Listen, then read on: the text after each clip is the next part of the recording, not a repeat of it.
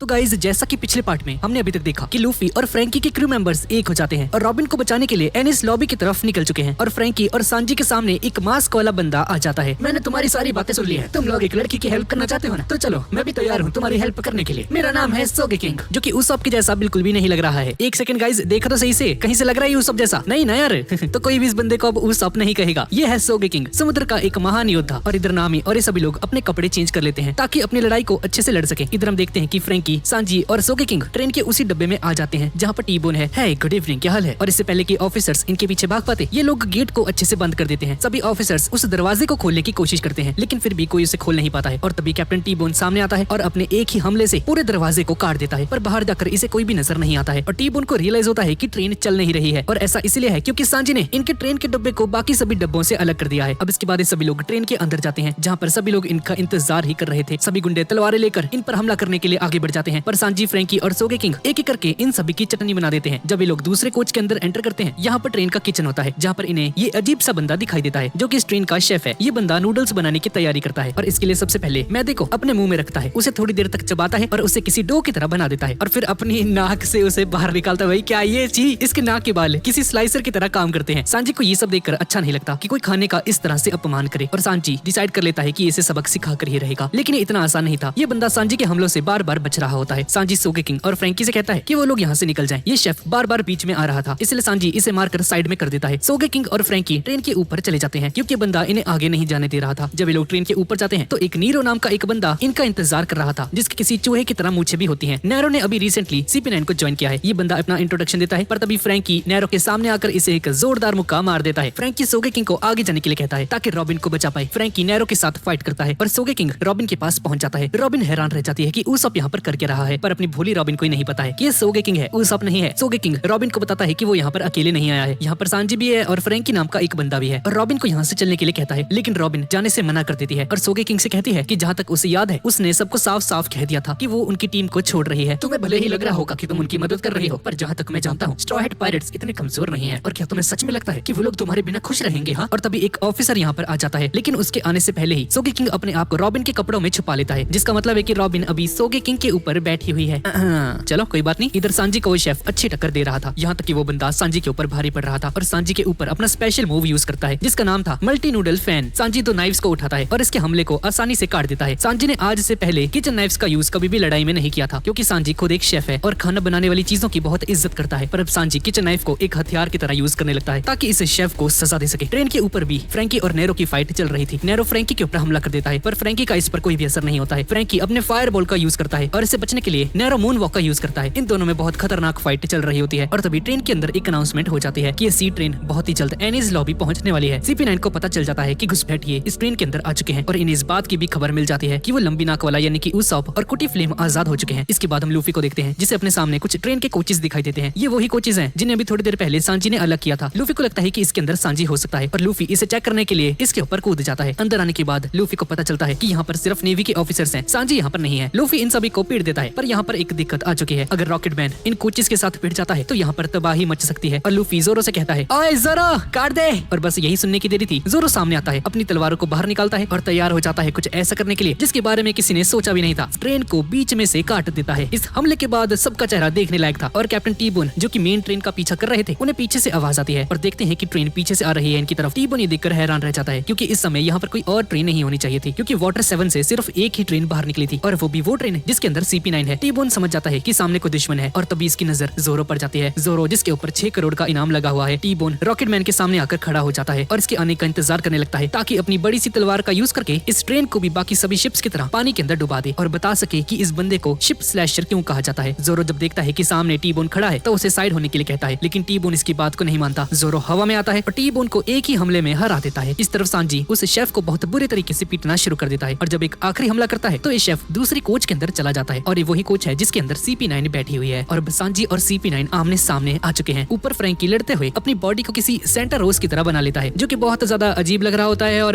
कुछ अजीब सा बन जाता है। अब नीरो और इसमें बहुत ही खतरनाक लड़ाई होती है और फ्रैंकी इसे एक पंच मार के ट्रेन के अंदर फेंक देता है और नैरो CP9 के सामने आकर गिर जाता है। फ्रैंकी भी नीचे आ जाता है इसी के साथ और अब इस कोच के अंदर CP9, फ्रैंकी और सांजी हैं और नैरो क्योंकि फ्रैंकी से हार चुका है लूची के सामने मुंह दिखाने लायक नहीं रहता है। लूची को नैरो से ये उम्मीद कभी भी नहीं थी, लेकिन फिर भी ये नैरो को 30 सेकंड का टाइम देता है ताकि अपनी जान बचाकर भाग सके, लेकिन नैरो यहीं पर बैठा रहता है और जब तक इसे समझ में आता है कि लूची कहना क्या चाहता है तब तक बहुत देर हो चुकी थी और लूची नैरो को खत्म कर देता है। लूची के हिसाब से कमजोरों का इस दुनिया में एग्जिस्ट करना या ना करना बराबर है। इस तरफ सोगे किंग और रॉबिन को वो ऑफिसर पकड़कर ले आता है। सोगे किंग उस ऑफिसर के ऊपर हमला कर देता है, पर तभी हम देखते हैं कि रॉबिन खुद से ही सोगे किंग को खुद से अलग कर देती है और उसे दूर फेंक देती है। रॉबिन किसी भी हालत में CP9 को गुस्सा नहीं दिलाना चाहती थी क्योंकि उसे पता है कि इसका अंजाम क्या हो सकता है। सोगे किंग एक स्मोक बॉम्ब फेंक देता है और इस कोच के अंदर गैस भर जाती है और सांजी, रॉबिन और फ्रैंकी को लेकर एक दूसरे कोच के अंदर लेकर जाकर उसे ट्रेन से अलग कर देता है। सभी को लग रहा था कि लोग बच चुके हैं, पर ऐसा कुछ नहीं होता। खलीफा अपने हंटर का यूज करती है और उस ट्रेन को बांध लेती है और उन कोचेस को मेन ट्रेन से दोबारा से जोड़ देती है। सांजी इस मौके का फायदा उठाता है और ब्लूनो के ऊपर हमला कर देता है, पर इससे कुछ भी नहीं होता। तभी काकू यहाँ पर आता है और सांजी को मारकर दूर फेंक देता है। इसी बीच फ्रैंकी उस दरवाजे को सील कर देता है, जिसकी वजह से ये लोग दोबारा से उस मेन ट्रेन से दूर हो जाते हैं। सभी लोग बहुत खुश हो जाते हैं क्योंकि इन्होंने फाइनली रॉबिन को बचा लिया है CP9 से। लेकिन रॉबिन बिल्कुल भी खुश नहीं होती है क्योंकि उसे डर था कि CP9 बस्टर कॉल को एक्टिवेट कर देगी और अगर ऐसा हो जाता है तो लूफी और बाकी सभी लोग मारे जाएंगे। खैर इसकी जरूरत नहीं पड़ती है क्योंकि ब्रूनो अपने डेविल फ्रूट की ताकत का यूज करके यहाँ पर एक दरवाजा खोलता है और सांजी के ठीक पीछे आ जाता है। ये बंदा किसी एनीवे डोर की तरह कहीं भी आ जा सकता है, जैसा कि हम डोरेमोन में देखते हैं। ब्रूनो सांजी और सोगे किंग को बहुत बुरे तरीके से मारता है और अभी लोग इस हालत में नहीं रहते कि कुछ कर पाए। रॉबिन ब्रूनो को रुकने के लिए कहती है और इसके बदले ब्रूनो के साथ चलने के लिए मान जाती है। ब्रूनो सांजी और सोगे किंग को छोड़ देता है और रॉबिन को लेकर यहाँ से जाने लगता है। सोगे किंग बोलता है, रॉबिन अगर तुम्हें जाना है तो तुम जा सकती हो, लेकिन इस बात को हमेशा याद रखना, एक पायरेट कभी भी अपनी कैप्टन के परमिशन के बिना किसी क्रू को नहीं छोड़ सकता है, तो बस इसलिए लूफी के ऊपर भरोसा रखना। रॉबिन जब इस बात को सुनती है तो इसके मन में एक और बात याद आती है कि लूफी और इन सभी से एक बार हेल्प मांग के तो देखे। लेकिन उसी वक्त जो कुछ भी ओहारा में हुआ था रॉबिन के पास में, उसके फ्लैशबैक्स इसके आंखों के सामने आ जाते हैं कि कैसे रातों रात एक पूरा आइलैंड पृथ्वी के मैप से गायब हो गया। रॉबिन नहीं चाहती थी कि ऐसा कभी भी दोबारा हो जाए और रॉबिन ब्रूनो के साथ वापस से उस ट्रेन में चली जाती है और फ्रैंकी को भी अपने साथ ले जाता है। इस तरफ हम रॉकेट मैन को देखते हैं और हम देखते हैं कि याकुजुना भी यहाँ पर आ चुका है। जब याकुजुना कुकुरो-सान को देखता है तब जाके ये बंदा चैन की सांस ले पाता है, वरना इससे पहले ये लूफी से फाइट कर रहा होता है। याकुजुना को लग रहा था कि ये लूफी और ये बाकी सभी लोग कुकुरो-सान को किडनैप कर लेकर जा रहे हैं कहीं पर और इसे बचाने के लिए यहाँ पर आया था। इधर हम CP9 को देखते हैं जहाँ पर रॉबिन एनिस लॉबी पहुंच चुकी है। एनिस लॉबी एक ऐसी जगह है जहाँ पर रात में भी दिन होता है और इसे जुडिशियल आइलैंड भी कहा जाता है और इसे वन पीस का सुप्रीम कोर्ट कह सकते हैं। एनिस लॉबी में सभी नेवी के लोग लूची और बाकी सभी मेंबर्स का स्वागत करते हैं। एनिस लॉबी एक वाटरफॉल के ऊपर बना हुआ है और कुछ ऐसा दिखता है। इधर सांजी और सोगे किंग को रॉकेट मैन के ऊपर वापस ले लिया जाता है। लूफी और चॉपर को समझ में नहीं आता कि आखिर सांजी के साथ ही दूसरा आदमी सोगे किंग कौन है भाई, पर इन्हें क्या पता ये उसब का एक दोस्त स्नाइपर आइलैंड से आया हुआ एक महान योद्धा कोई और नहीं बल्कि सोगे किंग है। और सोगे किंग से ऑटोग्राफ लेने के बाद चॉपर उससे पूछता है, आखिर स्नाइपर आइलैंड कहाँ पर है सोगे किंग? जिसका जवाब देते हुए सोगे किंग झूठ बोलने में एक्सपर्ट अपना उसब, वो आइलैंड तुम्हारे दिल में है। और ऐसा बोलते ही चॉपर और लूफी इसके फैन बन जाते हैं। कितने नादान है भाई ये। और सांजी इन सभी को वो सारी बातें बताता है कि सी ट्रेन में क्या हुआ था, कैसे CP9 रॉबिन के ट्रॉमा का यूज करके उसकी विल पावर को इतना गिरा चुकी है कि वो अब जीना भी नहीं चाहती है। ये सुनकर लूफी और बाकी सभी लोग गुस्सा हो जाते हैं और तैयार हो जाते हैं CP9 को सबक सिखाने के लिए। पाउली सभी को प्लान के बारे में बताता है क्योंकि इस ट्रेन के अंदर ब्रेक नहीं है तो इस सी ट्रेन को रोकना बिल्कुल भी आसान नहीं होने वाला है और अब इनके पास सिर्फ एक ही चारा है। एनिस लॉबी की बाउंड्री में बहुत सारी लोहे की फेंस लगी हुई है। हमें उन्हें लोहे की फेंस और रॉकेटमैन की स्पीड का यूज करके सीधा एनिस लॉबी के अंदर एंटर करना होगा, लेकिन रॉकेटमैन अगर उस दरवाजे से टकरा जाता है तो कोई भी बच नहीं पाएगा। एनिस लॉबी के अंदर उस गेट के पास 1000 से 2000 सैनिक होंगे और उनको निपटाने का काम इन सभी का है। कुकुरो-सान सभी को बताती है कि लोग एनिस लॉबी के पास पहुंचने वाले हैं और हम लोग गेट ऑफ जस्टिस को देखते हैं जिसका साइज बहुत ज्यादा ही बड़ा होता है। ऐसा लग रहा होता है कि एनिस लॉबी से भी बहुत ज्यादा बड़ा होता है। ये सभी लोग एनिस लॉबी पहुंचने वाले हैं और हमेशा की तरह अपना लूफी सबसे पहले एनिस लॉबी के अंदर एंटर कर जाता है। इसके बाद हम एनिस लॉबी की मेन बिल्डिंग को देखते हैं। यहाँ पर स्पेंडम के साथ साथ बाकी सभी CP9 के मेंबर्स भी मौजूद होते हैं। इस बंदे का नाम है कुमाडोरी, इसका नाम है जाबरा और इस मोटे का नाम है फुकुरो। इधर हम लूफी को देखते हैं जो कि एनिस लॉबी के अंदर आ चुका है और एक एक करके सभी नेवी वालों को खत्म करने लगता है। जो भी लूफी के रास्ते में आ रहा था लूफी उसे मार देता है। लूफी बस जल्द से जल्द रॉबिन को बचाना चाहता है और पीछे फ्रैंकी फैमिली के साथ साथ सभी लोग यहाँ पर आ जाते हैं। नेवी वाले इनके ऊपर फायर कर रहे थे पर इनके किसी भी हमले का असर इन पर नहीं हो रहा था और आने के साथ ही तबाही मचाना शुरू कर देते हैं। लूफी इस गेट को क्रॉस करके मेन आइलैंड में पहुंच चुका है। जब ये सारी बातें स्पेंडम को पता लगती हैं तो स्पेंडम अपने ऑफिसर्स को ऑर्डर दे देता है कि वो लोग ओइमो और काशी को जगा दें। एनिस लॉबी में रात नहीं होती है पर इसका मतलब ये नहीं कि लोग यहाँ पर सोते नहीं। स्पेंडम की बात सुनकर नेवी के ऑफिसर्स ओइमो और काशी को जगाने के लिए चले जाते हैं। इधर फ्रैंकी फैमिली और सभी के सभी शिपराइट्स सभी नेवी ऑफिसर्स को बहुत आसानी से हरा रहे थे। फ्रैंकी की बहनें भी इस बड़े से गेट को खोलने के लिए जाती हैं और अपने सालों के एक्सपीरियंस का यूज करके उस गेट को बहुत आसानी से खोल देती हैं। गेट बहुत थोड़ा सा खुला था इसलिए फ्रैंकी फैमिली के जायंट्स जिसे फ्रैंकी फैमिली डिस्ट्रॉयर्स कहते हैं वो लोग सामने आते हैं और अपनी पावर्स का यूज करके इस बड़े से गेट को आसानी से खोल देते हैं। फ्रैंकी फैमिली और गालीला के लोग बहुत ही खुश हो जाते हैं इस गेट को खोलने की वजह से और सभी लोग उस गेट को क्रॉस कर लेते हैं। और ऐसे ही जब बाकी सभी लोग भी गेट को क्रॉस करने के लिए आगे बढ़ते हैं तभी ओइमो और काशी यहाँ पर आ जाते हैं। ये दोनों जायंट्स होते हैं। फ्रैंकी फैमिली इन्हें देखकर बुरी तरह से डर जाती है लेकिन फिर भी डिस्ट्रॉयर्स इनका सामना करने के लिए आगे बढ़ते हैं पर इससे पहले कि लोग कुछ कर पाते ओइमो और काशी इन्हें बहुत आसानी से निपटा देते हैं। इन लोगों को इस हालत में देखकर फ्रैंकी फैमिली के सभी लोग बुरी तरह से डर जाते हैं लेकिन फिर भी फ्रैंकी को बचाने के लिए आगे बढ़ते हैं। ये सभी लोग अपनी पूरी ताकत का यूज करके इन पर हमला करते हैं लेकिन इनका भी यही हाल होता है जो कि उन्हें डिस्ट्रॉयर्स का होता है। इधर लूफी को सभी नेवी ऑफिसर्स ने घेर लिया है, लेकिन लूफी बहुत आसानी से इन सभी को हरा देता है। इधर ओइमो और काशी किसी पर भी दया नहीं दिखा रहे थे और एक एक करके फ्रैंकी फैमिली को धीरे धीरे डिस्ट्रॉय करने लगते हैं। लेकिन तभी पाउली और फ्रैंकी की दोनों बहनें काशी के पैरों पर हमला करती हैं, जिसकी वजह से काशी खुद को संभाल नहीं पाता और इसी मौके का फायदा उठाकर पाउली सामने आता है और रस्सियों का यूज करके इसे नीचे जमीन के ऊपर गिरा देता है। काशी के नीचे गिरने के बाद फ्रैंकी फैमिली का ये वाला बंदा सामने आता है और काशी के फेस के ऊपर बंदूक फायर कर देता है। जब काशी इस हालत में था तो दोनों इसके चेहरे का कुछ ऐसा बना देते हैं। ओइमो को ये सब देखकर बहुत गुस्सा आ जाता है और सभी लोग इसे और भी ज्यादा चिढ़ाने लगते हैं। गुस्से में ओइमो इन सभी पर हमला कर देता है, लेकिन सही टाइम पर ये सभी लोग यहाँ से निकल जाते हैं और ये हमला सीधा काशी को लग जाता है और काशी का गेम ओवर हो जाता है। इधर हम देखते हैं कि लूची और बाकी सभी लोग वहीं पर पहुंच जाते हैं जहाँ पर स्पेंडम और बाकी सभी CP9 के मेंबर्स मौजूद होते हैं। स्पेंडम इन सभी से कहता है, शाबाश, तुम सबने बहुत अच्छा काम किया रॉबिन और कुटी फ्लेम को पकड़कर। इसलिए खुश होकर मैं तुम्हें कुछ देना चाहता था, पर अभी नहीं, मैं तुम्हें ये बाद में दूंगा। और हाँ, अब तुम सभी लोग मुझे रॉबिन से मिला दो। और यहाँ पर रॉबिन पहले की बातों को याद करती है कि पहले उसकी जिंदगी कितनी ज्यादा अच्छी थी स्ट्रॉ हैट पायरेट्स के साथ, पर अब सब कुछ बदल चुका है। और यहाँ पर ट्रेन के ऊपर दादी कहती है कि चलो समय हो चुका है और जोरो तुम आयरन फेंस को काट देना। हाँ ठीक है, ये मुझ पर छोड़ दीजिए। यहाँ पर हम लूफी को देखते हैं जो कि मोटा होकर आगे की तरफ जा रहा था। रॉबिन, हम आ गए, हम तुम्हें इतनी आसानी से नहीं जाने दे सकते। और ऐसा बोलने के बाद लूफी एक जंप मारकर आगे एनिस लॉबी की तरफ जाने लगता है और यहाँ पर रॉबिन स्पेंडम के सामने है। फ्रैंकी भी रॉबिन के साथ ही होता है। मुझे बहुत गर्व है खुद पर कुटी फ्लेम कि मैं कुटी फ्लेम जो कि 8 साल पहले गवर्नमेंट से बच गया था और वो लड़की जिसे दुनिया वाले हमेशा से एक खतरा मानते रहे, उन दोनों को आज मैंने बहुत आसानी से पकड़ लिया। क्या तुम उस टॉम की कुर्बानी को भूल गए? वो सच में पागल था, उसके नसीब में मरना ही लिखा था, इसलिए मैंने अपने हाथों से उसे मार दिया। ये सुनकर फ्रैंकी को गुस्सा आ जाता है। तुम जैसे सरकार के लोग उन्हें कभी नहीं समझ सकते। और ऐसा बोलने के बाद फ्रैंकी इसको अपने जबड़े में दबोच लेता है। अरे मुझे बचाओ। कुमाडोरी आगे बढ़ता है। इस बंदे का नाम कुमाडोरी है जिसके बहुत बड़े बड़े बाल हैं। कुमाडोरी इस पर हमला कर देता है, पर इस हमले में फ्रैंकी से ज्यादा स्पेंडम को लग जाती है। अरे बॉस, कहाँ पर गए? अरे इधर हूँ मैं। यहाँ पर हम लूफी को देखते हैं जो कि नेवी वालों पर हमला कर देता है और तभी और नेवी ऑफिसर्स इसके सामने आ जाते हैं। अब वक्त आ चुका है मेरे वॉल्केनो वाले हमले का। लूफी एक हमला करता है और पूरी बिल्डिंग को ही तोड़ दिया। मुझे जल्दी करना होगा। रॉबिन, तुम चिंता मत करना, मैं बस आ ही गया। और तभी एनिस लॉबी का हेड गार्ड यहाँ पर आ जाता है और इस बंदे का नाम है बास्करविले। बताओ मुझे क्या हुआ?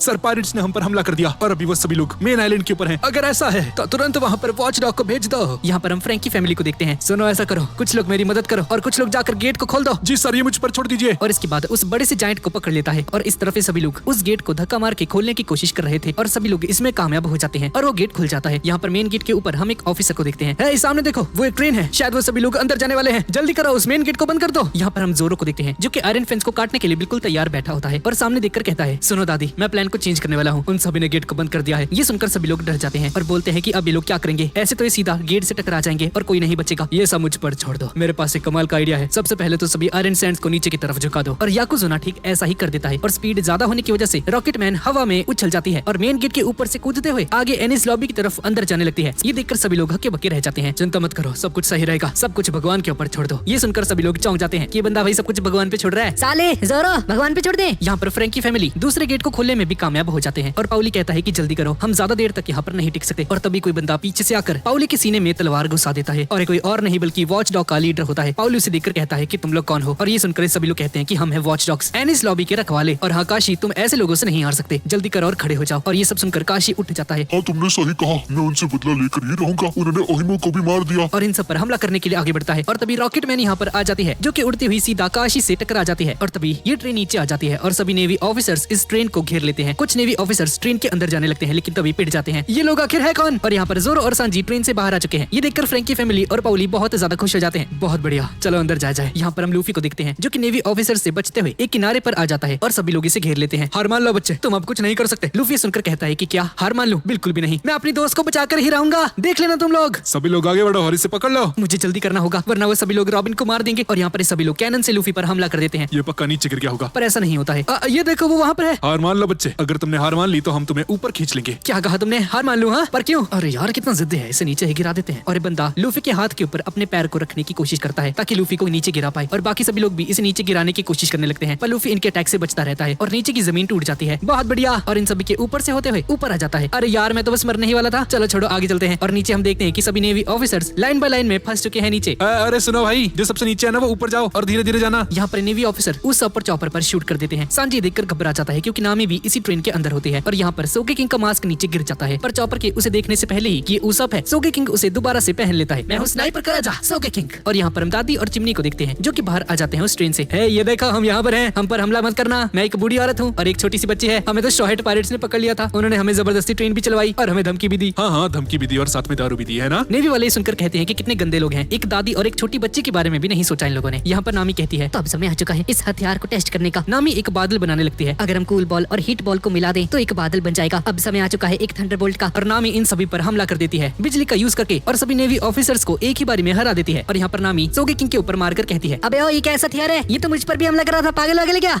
नामी रुक जाओ, तुम ऐसे नहीं मार सकती हीरो को। और यहाँ पर उन नेवी ऑफिसर्स के साथ साथ सांजी और जोरो भी घायल हो चुके थे। अरे यार चलो लूफी को ढूंढते हैं। लूफी अकेला ही चला गया था और तभी पीछे से एक धमाका हो जाता है। मिल गया, ये पक्का लूफी ही हो सकता है। और सभी लोग लूफी को ढूंढने के लिए आगे बढ़ने लगते हैं। जोरो अचानक से रुक जाता है और कुछ वॉच डॉग्स और नेवी के ऑफिसर्स इन्हें घेर लेते हैं। और तभी फ्रैंकी फैमिली और गिलीला कंपनी के लोग यहाँ पर आ जाते हैं और पाउली इन सभी को ऊपर की तरफ खींच लेता है। मेरी बात सुनो, तुम्हारा यहाँ पर लड़ने का कोई भी फायदा नहीं है, इसलिए तुम आगे जाओ और हाँ सांजी इसे पकड़ो। तो क्या तुम? और पाउली नीचे जाने लगता है सभी से फाइट करने के लिए। जाओ अपने दोस्त को बचाओ, मुझे तुम पर पूरा भरोसा है। और पाउली सभी वॉच डॉग से फाइट करने के लिए चला जाता है। कुछ देर में ही सभी को हरा देते हैं। यहाँ पर स्पेंडम फ्रैंकी को अपने कदमों के नीचे लेकर खड़ा है। आखिरकार मैंने तुम्हें पकड़ ही लिया। टॉम के मरने के बाद आइसबर्ग ने गिलीला कंपनी को जन्म दिया और गवर्नमेंट से हाथ मिला लिया उसे एस्टेब्लिश करवाने के लिए, और वहाँ का मेयर भी बन गया। पर क्या जानते हो, गवर्नमेंट इतनी ज्यादा पागल नहीं है जो ऐसे ही कुछ भी कर देती। ये सब कुछ पहले से ही तय था, पर आइसबर्ग भी चालाक निकला। और हाँ, तुम निक रॉबिन, आओकी जी ने मुझे पहले ही बता दिया था कि तुम वाटर 7 आने वाले हो, और तभी से मैंने इन सब की प्लानिंग करनी शुरू कर दी थी और यहाँ तक कि बस्ट कॉल की भी परमिशन ले ली थी। और देखो, मैंने तुम सभी को आसानी से पकड़ लिया। और क्या जानती हो, वो ताकत अब मेरी हो जाएगी, सिर्फ मेरी, वो मेरे हाथों में आ जाएगी। पर आओकी जी ने तुम्हें बस्टर कॉल की परमिशन कैसे दे दी? ये सुनकर स्पेंडम को गुस्सा आ जाता है और रॉबिन को एक पंच मार देता है। भाई लड़की पे इसने हाथ उठा दिया, कैसा आदमी है ये? तेरी हिम्मत कैसे हुई? स्पेंडम से ऐसे बात की जाती है? तो ओहरा की एक गंदगी है निक और रॉबिन। और ये सब सुनकर पहले की बातों को याद करने लगती है। तुम दोनों को इतना ज्यादा दर्द मिलेगा कि तुम मरते दम तक तड़पे रहोगे, इसलिए अब से तैयार हो जाओ। हम तुम्हें मारेंगे, तुम्हारा इस्तेमाल भी किया जाएगा और अगर मन किया तो समुद्र में फेंक दिया जाएगा। और हाँ, तुम्हारे दोस्त एनिस लॉबी आ चुके हैं तो जैसे कूड़े को बचाने के लिए। पर मुझे लगता है कि अभी तो वो सब लोग पकड़े गए होंगे। वो एनिस लॉबी के 10,000 सोल्जर्स के सामने कुछ नहीं। जब वो लोग मेरे सामने आएंगे तो मैं उन सभी के लिए एक अलग से शिप अरेंज करवाऊंगा और उन सभी को भी कुटी फ्लेम के साथ एम्पल टाउन में लेकर जाऊंगा। ये सुनकर रॉबिन चौंक जाती है। नहीं, तुम ऐसा नहीं कर सकते। तुमने बोला था कि अगर मैं तुम्हारे साथ चलूंगी तो कुछ नहीं होगा। क्या कहा तुमने? लूची से बताओ। और लूची कहता है कि हाँ, हमने कहा था कि इन्हें वाटर 7 में कुछ भी नहीं होगा। रॉबिन कहती है कि तुमने झूठ कहा, इसका मतलब। और फ्रैंकी कहता है कि मुझे तो लगा ही था। स्पेंडम फ्रैंकी को एक लात मार देता है और साथ ही रॉबिन को भी, और रॉबिन के बाल पकड़कर इससे ऊपर उठा देता है। तुमने बहुत सारे लोगों को धोखा दिया है रॉबिन, और तुम्हें लगता है कि हम दूसरे लोग वादा निभाएंगे? हाँ, अब बस एक ही काम हो सकता है और वो है कि तुम अपने दोस्तों के साथ ही चली जाओ स्वर्ग में। यहाँ पर लूफी अभी भी बहुत सारे नेवी ऑफिसर्स को मार रहा होता है। मेरे रास्ते से हट जाओ। और यहाँ पर स्पेंडम CP9 वालों से कहता है कि लोग रॉबिन को हेडक्वार्टर लेकर जाएंगे और फ्रैंकी को एम्पल टाउन, इसलिए जाने की तैयारी करना शुरू कर दो। और एक बात और, कुटी फ्लेम वो थोड़ा गुस्से वाला है। और तब ये बंदा स्पेंडम को पकड़ लेता है फिर से अपने जबड़ों में और फ्रैंकी और रॉबिन को यहाँ से लेकर जाया जाता है। और CP9 वाले भी यहाँ से चले जाते हैं और जाने से पहले स्पेंडम पूछता है कि इसे क्या चाहिए और लूची कहता है, खून चाहिए,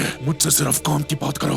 अच्छा ठीक है, सरकार मेरे ही साथ है, मुझे कोई नहीं रख सकता, समझ गए ना? और यहाँ पर चॉपर को रियलाइज होता है कि सोगे किंग मिसिंग है। अरे यार कहाँ गया वो? लगता है वो डरकर भाग चुका है। और यहाँ पर पाउली नेवी ऑफिसर्स के बीच में घिरा होता है और पहले की बातों को याद करने लगता है जब उसने लूफी से बात की थी, क्या तुम मेरी मदद करोगे प्लीज? हाँ, मैं तुम्हारी हेल्प करूंगा। और नामी की बातों को भी याद करता है जब नामी कहती है क्योंकि अब पता है कि रॉबिन ने ये सब क्यों किया तो सभी लोग ठीक हो जाएंगे, चाहे कुछ भी हो जाए, हम रॉबिन को बचाकर ही रहेंगे। मुझे तुम पर पूरा विश्वास है, तुम उन्हें बचा सकते हो। मैं ज्यादा ताकतवर तो नहीं हूँ, लेकिन जितना कर सकता हूँ उतना करूंगा। यहाँ पर लूफी गेट ऑफ जस्टिस के बिल्कुल सामने आ जाता है। अच्छा, तो यहीं पर है रॉबिन, है ना? मैं यहाँ से सीधा जंप करूंगा। और तभी एक गेट खुल जाता है और ब्लूनो यहाँ पर आ जाता है। अरे अरे, तुम तो वही हो ना जो कि रॉबिन को लेकर गए थे, पर तूने ये सब कुछ किया कैसे? क्या तुम कोई जादूगर हो? हैं? जैसा कि मैंने सोचा था, ये बिल्कुल वैसा ही है। आज तक कोई भी इतने आगे तक नहीं पहुंच पाया था। ये सब छोड़ो, मुझे आगे जाने दो। हार मान लो बच्चे, तुम मुझसे नहीं जीत सकते। और यहाँ पर हम सोगे किंग को देखते हैं। नहीं, मैं नहीं भाग सकता। रॉबिन ने सब कुछ हमारे लिए किया। मैं हूँ उस वक्त एक असली का राजा जो कि अपने दोस्त को नहीं मरने दे सकता। तो ठीक है, मैं सबसे पहले किसी नेवी ऑफिसर को मारूंगा और उसके कपड़े पहनकर उन सभी के बीच में से चला जाऊंगा। पर तभी कहीं से ढेर सारा पानी यहाँ पर आ जाता है। अरे नहीं, लगता है किसी ने हमला कर दिया है, पर ऐसा नहीं होता है। ये काशी होता है जो कि रो रहा होता है। मेरी सालों की मेहनत बेकार हो गई, मुझे माफ कर देना। मैं अब दोनों को नहीं बचा सका, माफ करना। मैंने एल्बाफ का नाम खराब कर दिया। क्या एल्बाफ? क्या तुम एल्बाफ से हो? पर तुम कौन हो? मैं हूँ सोगे किंग, एक हीरो। और अगर तुम एल्बाफ से हो तो रो क्यों रहे हो? ठीक है, मैं तुम्हें बताता हूँ। ये बात करीब 100 साल पहले की है। मैं और मेरा दोस्त एक आइलैंड पर आ गए जहाँ पर हमारे दोनों बॉस ने एक सी किंग को पकड़ लिया जो कि बहुत विशाल था। और तभी एक लड़की ने उन दोनों से कहा कि उन दोनों में से कौन सा वाला ज्यादा बड़ा था। और देखते ही देखते उन दोनों में लड़ाई शुरू हो गई। मुझे और बाकी सभी को जाना पड़ा क्योंकि बात उनकी लड़ाई की नहीं बल्कि उनके सम्मान की थी। और इसी वजह से हम उन्हें छोड़कर आगे चल दिए। मैं उन्हें रोकने की कोशिश करता, पर ये जिंदगी और मौत के बीच की लड़ाई थी और जो जीतता वही वापस आ पाता। देखते ही देखते 50 साल बीत गए और हम सभी लोग एल्बाफ में उनका इंतजार कर रहे थे। पर एक दिन मैं और मेरा दोस्त उसी आइलैंड पर जाने लगे, लेकिन नेवी वालों ने हमें रोक दिया और उन्होंने हमसे कहा कि डॉरी और ब्रॉगी को पकड़ लिया गया है और अगर तुम 100 सालों तक हमारे लिए काम करोगे तो हम उन्हें छोड़ देंगे। अगर हम 100 सालों तक एनिस लॉबी में काम करेंगे तो हम अपने दोनों बॉस को बचा पाएंगे। इसलिए हम 50 सालों तक यहाँ पर अपना काम करते रहे, पर आज पायरेट्स ने हमें हरा दिया और हम कुछ नहीं कर पाए। हमारे बॉस हमेशा के लिए जेल में ही रहेंगे। तो गाइस, दरअसल ये बंदा डॉरी और ब्रॉगी के बारे में बात कर रहा है जिन्हें हम लिटिल गार्डन आर्क में देख चुके हैं। और सोगे किंग इसे कहता है कि ये कहानी बेकार है जिसका नाम इसने अभी बताया, डॉरी और ब्रॉगी। ये लोग उनसे पहले मिल चुके हैं। एल्बाफ के वो दोनों महान योद्धा डोरी और ब्रॉगी। काशी सुनकर चौंक जाता है। पर कैसे? तुम्हें उनका नाम कैसे पता है? सोगेकिंग इन्हें बताता है अपना मास्क हटाकर, यानी कि उसप। मैं तुम्हें सब कुछ बताता हूँ, यहाँ तक कि उस कभी न खत्म होने वाली लड़ाई के बारे में भी। वो सच में कोई फाइट थी ही नहीं, वो उनका गर्व था। हम उन दोनों महान लोगों से मिले थे और जाते वक्त उन्होंने हमसे कहा था कि हम पर विश्वास रखना, आगे बढ़ो, हम तुम्हारे गर्व को नहीं टूटने देंगे। और उन दोनों ने एक हमला किया और उस बड़ी सी फिश को एक ही हमले में मार दिया था। तभी से मैंने उनको अपना मास्टर मान लिया। सरकार ने तुमसे झूठ कहा कि वो लड़ाई अब तक चल रही है। काशी सुनकर चौंक जाता है कि इसके साथ धोखा हुआ है। क्या वो दोनों सही सलामत है? मैं बहुत खुश हूँ, बहुत खुश। यहाँ पे लूफी ब्लूनो के सामने है। मेरे रास्ते से हट जाओ भैंसे से। शायद तुम्हें एक बात नहीं पता है, जो तुम कर रहे हो वो कितना ज्यादा खतरनाक है। वर्ल्ड गवर्नमेंट हाथ धोकर तुम्हारे पीछे पड़ जाएगी। इस आइलैंड पर आना ही वर्ल्ड गवर्नमेंट के खिलाफ है। इसके लिए वो तुम्हें पब्लिक के सामने एग्जीक्यूट कर देगी। मैंने कहा ना मेरे सामने से हट जाओ। चाहे तुम मुझे क्यों ना हरा दो, पर इन सब के बाद तुम बच नहीं पाओगे। मुझे नहीं पता, मैं बस रॉबिन को बचाना चाहता हूँ और मैं ऐसा करके ही रहूंगा। और लूफी इस पर हमला कर देता है, जिसकी वजह से ब्लूनो को बहुत ज्यादा चोट लग जाती है। पर कैसे? ये इतनी जल्दी इतना ज्यादा ताकतवर कैसे हो गया? मैं तुम्हें नहीं छोड़ूंगा। और लूफी इस पर एक पंच मार देता है और ये बंदा नीचे गिर जाता है। तुम्हारी सरकार जो चाहे वो कर सकती है, मैं रॉबिन को बचा कर ही रहूंगा, फिर चाहे कोई भी मेरे सामने क्यों ना आ जाए। इस तरफ हम देखते हैं कि नेवी वाले सांजी और फ्रैंकी फैमिली को रोकने की कोशिश कर रहे थे और तभी एक नेवी वाला इनके सी बुल पर हमला कर देता है, पर सी बुल उस हमले से बच जाता है। ये देखकर फ्रैंकी का साथी कहता है कि हम इस रास्ते से और नहीं जा सकते, हमें रास्ते को बदलना होगा। और ये सभी लोग एक दूसरे रास्ते से आगे बढ़ने लगते हैं और तभी नामी के पास ट्रांसपोंडर स्नेल से एक कॉल आता है, जो कि कुकुरो-सान ने किया था। क्या तुम सभी लोग ठीक हो? वैसे मैं तुम्हें एक बात बताना भूल गई बच्चों, इसे ध्यान से सुनो। पाउली ने जो मैप बनाया था उसमें गेट ऑफ जस्टिस तक जाने का कोई रास्ता था ही नहीं। तो मेरी बात को ध्यान से सुनो। जब तुम कोर्ट हाउस, जो कि गेट ऑफ जस्टिस से थोड़ा पहले आता है, जब तुम वहाँ पर आ जाओगे तो उन दोनों टावर्स के ऊपर पहुंच जाना। वहाँ पर तुम्हें एक लीवर मिलेगा, जिसको खोलने के बाद ही तुम आगे जा पाओगे। और चिमनी ने भी अभी कुछ देखा था।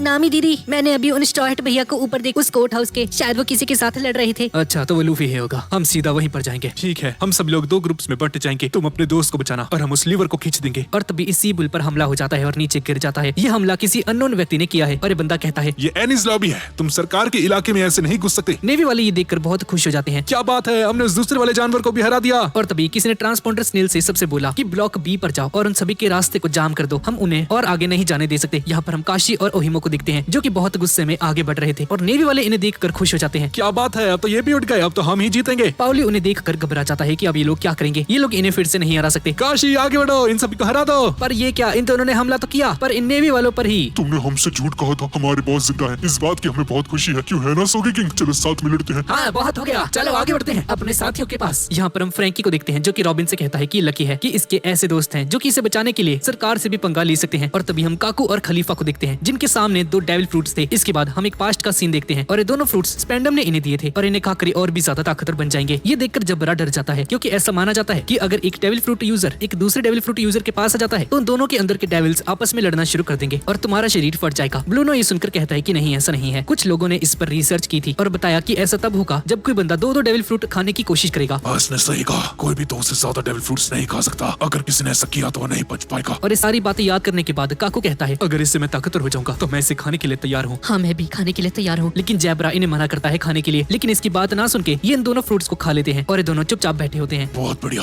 वैसे ब्लूनो कहाँ चला गया? और बाहर ब्लूनो लूफी से पिट रहा होता है और कहता है, माफ करना, मैंने तुम्हें कम समझा, पर तुम मुझसे कभी नहीं जीत सके। और तेजी से लूफी पर हमला कर देता है। और तभी ब्लूनो अचानक से गायब हो जाता है और ब्लूनो ने लूफी के नीचे से एक डोर खोला और लूफी को पकड़ लेता है। ये तुमने कैसे किया? ये मेरी ताकत है और अब तुम गए बच्चे। और लूफी पर रिवॉल्विंग डोर का यूज करके हमला कर देता है और इस तरफ ये सी बुल एक बार फिर से खड़ा हो जाता है, जिसे नेवी वालों ने जख्मी कर दिया था। और चॉपर बताता है कि इस जानवर ने कहा कि अपना बेस्ट देना चाहता है, चाहे सामने कोई भी क्यों ना आ जाए, ये हार नहीं मानेगा और तेजी से आगे बढ़ने लगता है। लेकिन तभी एक दीवार से टकरा जाता है, क्योंकि सी बुल अब अंधा हो चुका है, इसे दिखाई ही नहीं दे रहा है। ये देखकर सभी लोग चौंक जाते हैं। अरे अगर ऐसा है तो आराम करो, हम खुद आगे चले जाएंगे। पर सी बुल नहीं रुकता है और खुद को संभालने के बाद फिर से आगे बढ़ने लगता है। सभी लोग इसे रोकने की कोशिश करते हैं, लेकिन सी बुल नहीं रुकता है। नहीं, ये नहीं रुकने वाला। इसने अपनी दोस्त से वादा किया है कि हमें आगे तक लेकर जाएगा, कि फ्रैंकी को बचाकर ही रहेगा। सी बुल आगे बढ़ने लगता है, लेकिन सामने रास्ता होता ही नहीं है। अरे ये क्या, सामने तो रास्ता बंद है। और जोरो और सांजी आगे बढ़ते हैं और उस बिल्डिंग को ही तोड़ देते हैं। पर तभी थोड़ी सी और आगे जाने के बाद सी बुल नीचे गिर जाता है। सी बुल इन सभी को कोर्ट हाउस यानी कि एनिस लॉबी के लास्ट गेट तक लेकर आ जाता है और सी बुल ने अपना काम कर दिखाया और नीचे घायल होकर गिर जाता है। तुमने कर दिखाया, तुमने अपना वादा पूरा किया सिबुल। हम सभी कोर्ट हाउस तक आ गए। पर जैसे ये बात सबको पता चलती है, तभी एनिस लॉबी में एक इमरजेंसी नोटिस जारी कर दिया जाता है। सारे नेवी ऑफिसर्स बुरी तरह से डर जाते हैं और यहाँ पर स्पेंडम के हाथ में बस्टर कॉल को बुलाने का एक जरिया होता है और ये वही लोग रख सकते हैं जो कि एडमिरल्स हैं या उनसे ऊपर हैं। और बस्टर कॉल स्पेंडम को आउ कीजिए ने दिया है। बस एक बार वो प्लूटोन की ताकत मेरे हाथ में आ जाए, फिर इसे बचाने की जरूरत नहीं आने वाली। पर अभी कोई रास्ते में आया तो मैं इस बटन को दबा दूंगा। और तभी नेवी ऑफिसर यहाँ पर आ जाता है और बोलता है कि बॉस माफ करना, पर ये एक इमरजेंसी है। ये लीजिए सर, बात कीजिए। पर आखिर बात क्या है? ओह हाँ, मैं समझ गया। सुनो मेरी बात है, कुटी फ्लेम और निको रॉबिन, क्या तुम्हें मालूम है एनिस लॉबी में एक इमरजेंसी नोटिस जारी कर दिया गया गया है। पक्का वो कुछ बहुत ही बड़ा होने वाला है, जैसे कि तुम्हारे दोस्त हो सकते हैं। शायद वो लोग मर चुके हैं। चलो साथ में सुनते हैं कि वो लोग कैसे मरे।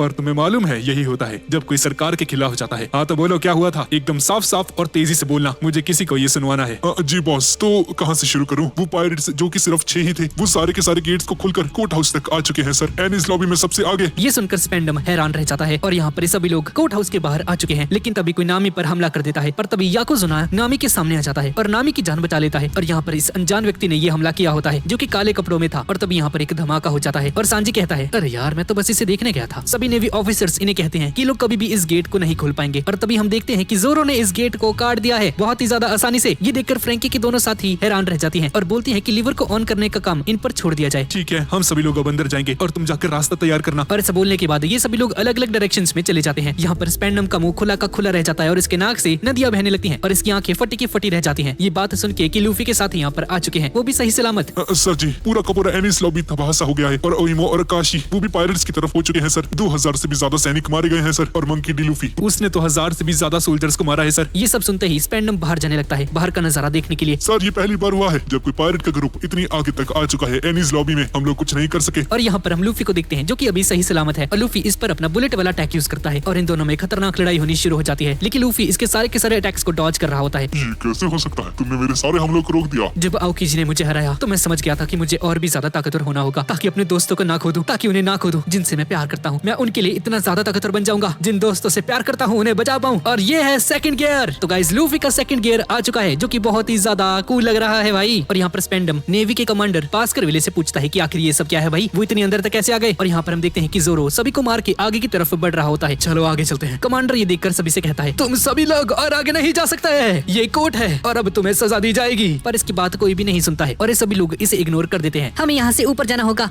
ये क्या, इन सभी ने हमारे हेड कमांडर को इग्नोर कर दिया? अब तो ये सभी लोग गए। और जोरो बिल्कुल तैयार खड़ा हुआ था और अपनी ओनिक गिर का यूज करता है और इन सभी को एक ही बार में हरा देता है। ये देखकर सभी लोग बुरी तरह से चौंक जाते हैं। चलो आगे चलते हैं। और तभी सांजी यहाँ पर आता है और जोरो के एक लात मार देता है। तुम सभी लोग यहाँ से हट जाओ, नामी को सिर्फ मैं बचाऊंगा। अब सांजी पागल हो गया है क्या? तू अपना मुंह बंद रख। नामी सान आप प्लीज मुझे फॉलो कीजिए प्लीज।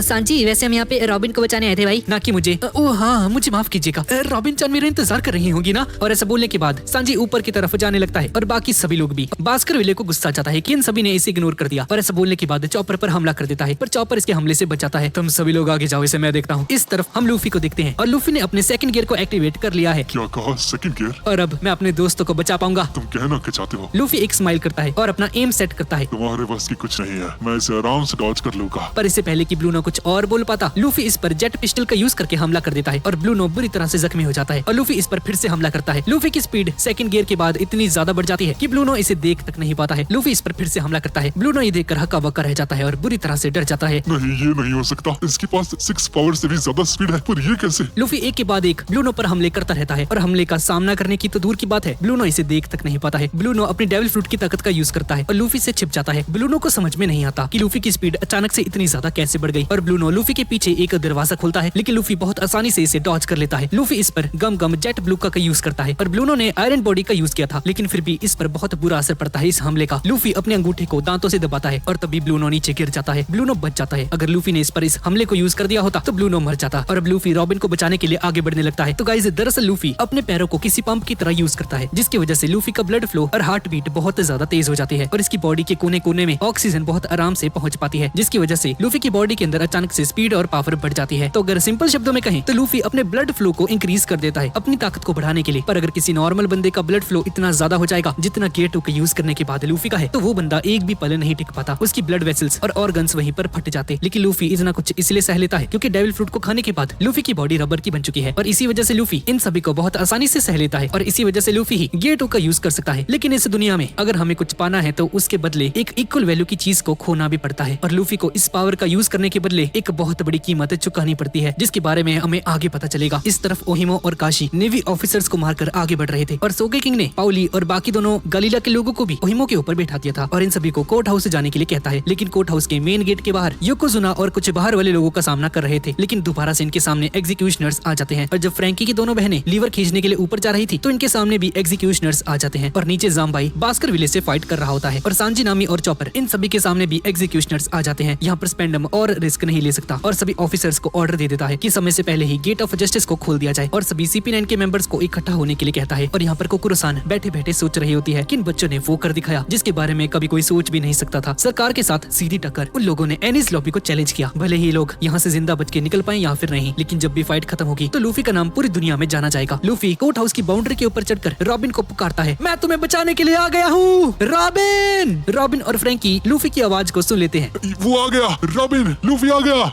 लूफी।